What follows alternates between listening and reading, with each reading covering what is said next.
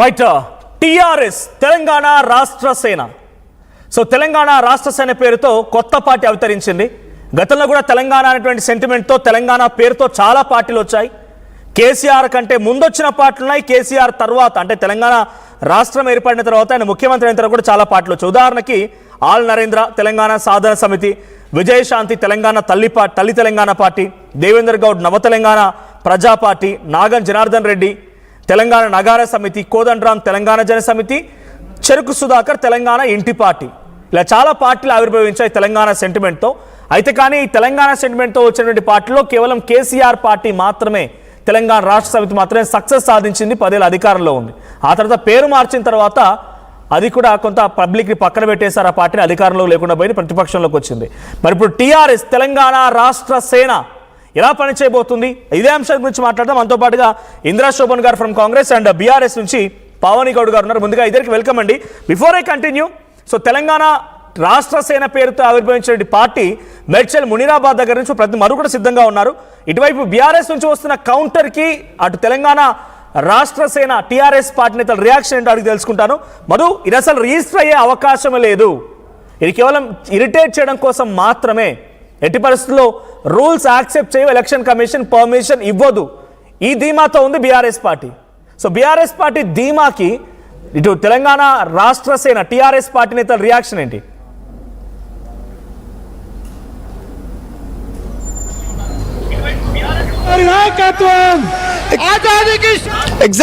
Exactly అంటే situation already కవితకి సంబంధించినటువంటి పార్టీ విషయంలో అనేక చర్చ జరిగింది. యాక్చువల్గా తెలంగాణ ప్రజా జాగృతి పేరిట కవిత అక్కడ ఎలక్షన్ కమిషన్ దగ్గర రిజిస్టర్ చేసుకున్నటువంటి సిచ్యువేషన్ అయినప్పటికీ కూడా చివరాఖరి టైంలో కేవలం పార్టీ అనౌన్స్మెంట్ చేసే ముందు 4 గంటల ముందు టీఆర్ఎస్ పేరుగా ప్రకటన చేశారు. దీని వెనకాల ఏమైనా వ్యూహం ఉందా అనేటువంటి చర్చ జరుగుతుంది. ఆల్రెడీ తెలంగాణ ప్రజా జాగృతి పేరిట రిజిస్ట్రేషన్ చేసుకున్నటువంటి వీళ్ళకి ఎందుకు ఈసీ నుంచి అనుమతి రాలేదు, చివరగా టీఆర్ఎస్ పేరుని ఎందుకు తీసుకున్నారు, టీఆర్ఎస్ అనేటువంటి పేరు తెలంగాణ రాష్ట్ర సేనగా ఎవరు రిజిస్టర్ చేసుకున్నారు, వారి నుంచి ఏ ఒప్పందం చేసుకున్నారు, రాత్రంతా ఏం జరిగింది, ఈ 4 గంటల మధ్యలో అర్ధరాత్రి నుంచి ఉదయం వరకు జరిగినటువంటి ఇన్సిడెంట్ పైన ప్రస్తుతం చర్చ కొనసాగుతూ ఉంది.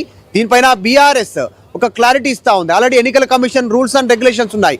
జనరల్గా పార్టీ పేరు మార్పు ఎవరైనా చేసుకోవచ్చు. గతంలో జనతా పార్టీ భారతీయ జనతా పార్టీగా మారినటువంటి సిచ్యువేషన్, ప్రస్తుతం టీఆర్ఎస్గా ఉన్నటువంటి పార్టీ బీఆర్ఎస్గా మారినటువంటి పరిస్థితి. మొన్నటి వరకు లోకల్ రీజనల్ పార్టీ ఇప్పుడు జాతీయ పార్టీగా మారడానికి, జాతీయ అంశాలపైన ఫోకస్ చేయడానికి బీఆర్ఎస్గా పేరు మార్చుకున్నారు. కాకపోతే ఎలక్షన్ కమిషన్ కొన్ని నిబంధనలు ఉన్నాయి. పార్టీ పేరు మార్చుకున్నప్పుడు 10 years వరకు ఇది ఫ్రీజ్ అయి ఉంటుంది. ఆ పేరు ఎవరికి కేటాయించడానికి అవకాశం ఉండదు. ఒకవేళ చాలా మంది అప్లై చేసుకోవచ్చు, కానీ అనుమతి ఇవ్వదు ఎలక్షన్ కమిషన్ అనేటువంటిది. పార్టీ గుర్తు కూడా ఇప్పుడు బీఆర్ఎస్, అదే టీఆర్ఎస్గా ఉన్నటువంటి కారు గుర్తే బీఆర్ఎస్కి వచ్చినటువంటి సిచ్యువేషన్. 2022లో పేరు మారింది కాబట్టి అక్కడి నుంచి లెక్కేసుకుంటే 2032 వరకు టీఆర్ఎస్గా మరొక పార్టీకి అవకాశం దక్కేటువంటి సిచ్యువేషన్ లేదు. మరి తెలంగాణ ప్రజా జాగృతి పేరు ప్రకటన చేయాల్సిన ప్లేస్లో టీఆర్ఎస్ పేరు ఎందుకు కవిత అనౌన్స్మెంట్ చేశారనేటువంటిది పెద్ద ఎత్తున చర్చ కొనసాగుతుంది. ఇది ఒక చిన్న జలక షాక పబ్లిసిటీ కోసమా, ఇదొక రకమైనటువంటి స్టంట్, ఒక వ్యూహమా అనేటువంటి చర్చ అయితే కొనసాగుతూ ఉంది. ఆమె కొన్ని ఎజెండా పాంచజన్య అనేటువంటి కొన్ని అంశాలు చెప్పినప్పటికీ, విద్య, ఉద్యోగం, ఉపాధి, సామాజిక తెలంగాణ ఇట్లా కొన్ని అంశాలు చెప్పినప్పటికీ పార్టీ గురించి ఎక్కువగా ప్రస్తావించలేదు. ఎందుకు టీఆర్ఎస్ పేరును ఆమె తీసుకున్నారు, తెలంగాణ రాష్ట్ర సేన అనేటువంటి పేరును ఎందుకు తీసుకున్నారు అనేటువంటి చెప్పలేకపోయారు. ఎందుకంటే ఆల్రెడీ రాష్ట్రంలో టీఆర్ఎస్ మరొక పేరుతో రిజిస్టర్ అయింది, తెలంగాణ రాజ్య సమితి. మరొకటి హరీష్ రావు సన్నిహితులు, ఆయన పేరు ఆయన రెండు పైన కూడా మరొక టీఆర్ఎస్ కలిసి వచ్చింది. జాగృతి పేరే చాలా కలిసి వచ్చింది కవిత గారికి. జాగృతి పేరుతోనే గతంలో గుర్తింపు సాధించారు, కల్చరల్ యాక్టివిటీస్ పార్టిసిపేట్ చేశారు, బతుకమ్మ అనేటువంటి పేరుతో బయటకు వెళ్ళారు. తెలంగాణ జాగృతి పేరుతో ఏదైనా పార్టీ ఉంటుందని అందరూ ఆలోచించారు. కానీ జాగృతి పేరుని పూర్తిగా తుడిచిపెట్టేసి తెలంగాణ రాష్ట్ర సేన అనేటువంటి ఎంచుకోవడానికి కేవలం ఒక స్టంటేనా, అంటే టీఆర్ఎస్ పార్టీ పేరు వాళ్ళకి కలిసి వస్తున్న రకంగానే భావించారా?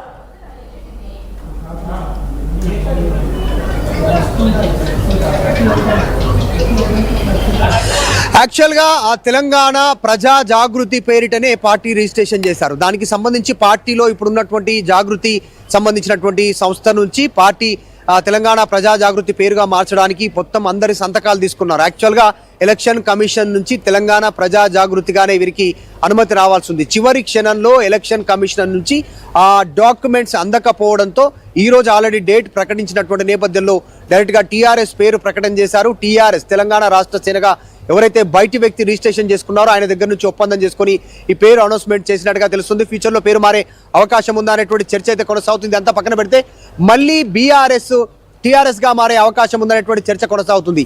రీసెంట్ గా గత కొంతకాలం క్రితం హరీష్ రావు మాట్లాడారు, తర్వాత కేసీఆర్ మాట్లాడారు, రీసెంట్ గా కేటీఆర్ కూడా ఇదే స్టేట్మెంట్ చేశారు, టీఆర్ఎస్ గా ఉంటే బాగుంటుంది కదా అనేటువంటిది. అంటే బీఆర్ఎస్ కు స్టిల్ ఆప్షన్ ఉంది, బీఆర్ఎస్ నుంచి మళ్ళీ టీఆర్ఎస్ గా మారేటువంటి అవకాశం ఉంది. ఎన్నికల కమిషన్ కి మళ్ళీ డాక్యుమెంట్ సమర్పించాలి, జనరల్ బాడీ మీటింగ్ ఏర్పాటు చేయాలి, దాంట్లో అందరూ ఏకగ్రీవ తీర్మానం చేయాలి. ఇవన్నీ కూడా వాటికి సంబంధించిన డీటెయిల్స్ అన్ని కూడా సబ్మిట్ చేస్తే ఎలక్షన్ కమిషన్ ఈ గుర్తును తిరిగి బీఆర్ఎస్ పార్టీకి ఇచ్చే అవకాశం ఉంది కదా. టైం లిమిట్ 10 years వరకు ఆగాల్సి ఉంటుంది. అంటే 2032 వరకు టీఆర్ఎస్ గా మారాలనుకుంటే బీఆర్ఎస్ ఛాన్స్ ఉంది. కాబట్టి ఇదంతా చర్చ జరుగుతున్న నేపథ్యంలోనే ఇంకొక చిన్న తప్పిదం జరిగినా మొత్తానికి మొత్తం నష్టపోయేటువంటి అవకాశం ఉంది. Right, thank you Madhu. So మొత్తంగా బీఆర్ఎస్ పార్టీ చెప్తున్న మాటల మేరకి టీఆర్ఎస్ అనేది రిజిస్టర్ కాదు. 10 సంవత్సరాల వరకు రూల్స్ ఉంటాయి, గైడ్ లైన్స్ ఉంటాయి, లీగల్గా పాసిబుల్ కాదు, ఎలక్షన్ కమిషన్ ఒప్పుకోదు అనేది బీఆర్ఎస్ చెప్తున్నమాట. ఇంకా ఇంట్రెస్టింగ్గా నేను చూస్తున్నాను బీఆర్ఎస్ పార్టీ ఇంకా కవిత ప్రసంగం పైన పార్టీపై ఏ రకంగా రియాక్ట్ అవుతున్నారు. తన సోషల్ మీడియా హ్యాండిల్స్ రెగ్యులర్గా బీఆర్ఎస్ గురించి పోస్ట్ చేసే వాళ్ళు, బీఆర్ఎస్ సోషల్ మీడియాలో యాక్టివ్గా ఉండే వాళ్ళంతా కూడా టీఆర్ఎస్ అంటే తెలంగాణ రాష్ట్ర సేన కాదు, తెలంగాణ రేవంత్ సేన అని చెప్పి కూడా అంటున్నారు. తెలంగాణ రేవంత్ సేన అంటే కూడా ట్రోల్ చేస్తున్నారు. సో ఇంకొక ఫోటో గతంలో షర్మిల పార్టీ పెట్టినప్పుడు ఏదైతే తను కన్వెన్షన్ హాల్లో పెట్టినప్పుడు ఒక ఫోటోని ఇప్పుడు కవిత పెట్టిన ఒక ఫోటోని కూడా ట్రోల్ చేస్తున్నారు. సో ఒకసారి ఆ ఫోటో కూడా మీకు చూపించే ప్రయత్నం చేస్తాను నేను. సో ఆ ఫోటో ద్వారా కూడా కొంత ట్రోలింగ్ జరుగుతూనే ఉంది. సో ఫోటో రకంగా చూపించడము, తర్వాత ఇంకోటి చాలా పెద్ద మొత్తంలో ట్రోలింగ్ జరుగుతోంది. So before I show you the photo, ఒకసారి నేను గెస్ట్ కూడా ఉన్నారు మనతో పాటుగా. ఫస్ట్ బీఆర్ఎస్ రియాక్షన్ తీసుకుంటాను. బీఆర్ఎస్ నుంచి పవని గారు, కాంగ్రెస్ నుంచి ఇందిరా సోమన్ గారు, మరి కాసేపట్లో జాగృతి నేత కూడా జాయిన్ అవుతారు. టీఆర్ఎస్ పార్టీ నేత కూడా జాయిన్ అవుతారు. సో ఫస్ట్ పవని గారు.